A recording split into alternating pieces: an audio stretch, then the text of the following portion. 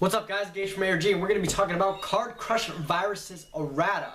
It was just a matter of time. So in case you have no idea what I'm talking about, Card Crush Virus, along with a whole bunch of other banned cards that are absolutely legendary, have gotten errated text to make them, well, less broken. This happened in the OCG a while ago with cards such as Card Crush Virus, Dark Strike Fighter at its time until it actually did get its reprint here, Chaos Emperor Dragon, Ring of Destruction, Sinister Serpent even. These all got erratas to make them pretty much unbannable. And all these different erratas for all these legendary cards have pretty much been confirmed in the TCG, as Premium Gold 2 has a re-release of Card Crush Virus with the updated text from the OCG. That text being, at least for Card Crush Virus, tribute one dark monster with 1,000 or less attack. Your opponent takes no damage until the end of the next turn. Also, you look at your opponent's hand and all monsters they control, and if you do, destroy the monsters among them with 1,500 or more attack.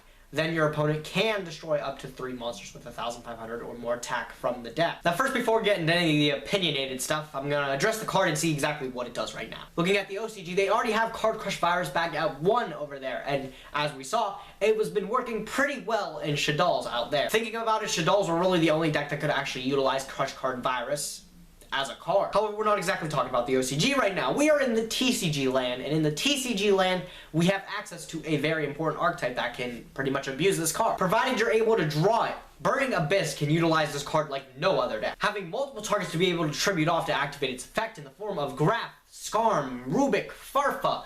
All of these are actual cards you can tribute off to activate Crush Card Virus. So activating Crush Card Virus and Burning Abyss isn't exactly that difficult, but what exactly does it net you? Obviously, Crush Card Virus is missing a lot of its charm with the new errata in the form that it doesn't last 3 turns like most other viruses do. One of the more unique things with viruses in general, such as Deck Devastation Virus as well as Eradicator Epidemic Virus, you're able to check your opponent's draws for the next 3 turns, as well as just getting rid of everything right off the bat. So not only did I feel it was kind of awkward to have a virus card that doesn't actually do that now, but now we have a card that also has an optional effect on your opponent. Your opponent can send 3 monsters from their deck to the graveyard. They don't have to. And to me, that just seems so stupid. Like, why would you give your opponent an option with a trap card? Trap cards are supposed to benefit you while having your opponent lose advantage and such. So why is a trap card giving my opponent the option of benefiting me? I don't know, it seems pretty obvious that if my opponent's playing Necros or Cliffforts, they're not going to be sending 3 cards from their deck to the graveyard. That just doesn't seem logical. Speaking of Cliffforts and Necros though, if you're able to activate this card at the correct time while playing Burning Abyss,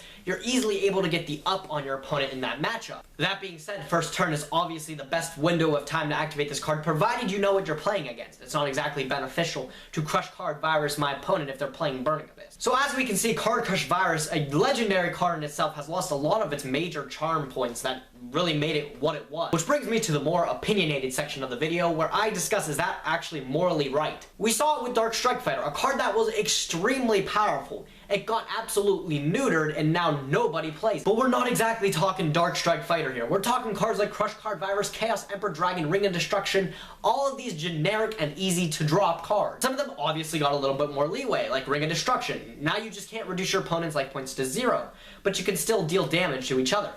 Pretty much the same thing. But then we look at a card that just got completely destroyed, like Chaos Emperor Dragon, where you're not allowed to summon or activate any other cards for the rest of the turn after you activate it, and it has to be the first thing that you do during your turn. And I honestly don't know how I feel about that as a player. It's a two-way street for me. On the one hand, we have a great opportunity to introduce a whole bunch of new fun into the game with all these old cards that had legacies behind them, and we're able to play them once again. Of course, at the cost that they're not quite as good. But saying that, that brings me to the other side of the street, where it's just not as satisfactory as playing cards that had, again, these huge legacies behind them of demolishing formats and causing havoc in the game. If you were to ask me if I can't drop a Chaos Emperor Dragon at full power without its errata, I will not drop a Chaos Dragon at all. And for the 2 reasons that A, it's just not as satisfactory, and B, it's just not the same card. You're essentially taking a gladiator who's known for his sword and his armor and throwing him into a cage match with nothing on him. It's essentially still the same warrior we know and love, but he has nothing that made him unique. I understand that nostalgia is a market that's completely untapped right now by Konami, and they're getting all this together to get profit.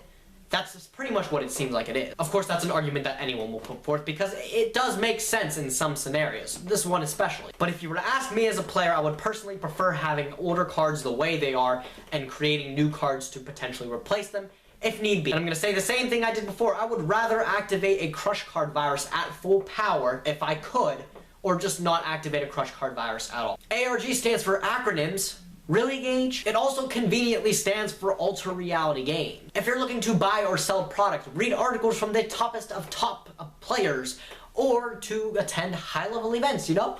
ultrarealitygames.com, that's your place to go. Be sure to like our Facebook fan page and subscribe to our Twitch stream to take advantage of all those subscriber benefits that will be implemented by Fort Lauderdale. Stay tuned for those. But as always, I thank you guys for watching. Be sure to like, comment, and subscribe, and I will catch you guys next time. Gage from ARG, signing out.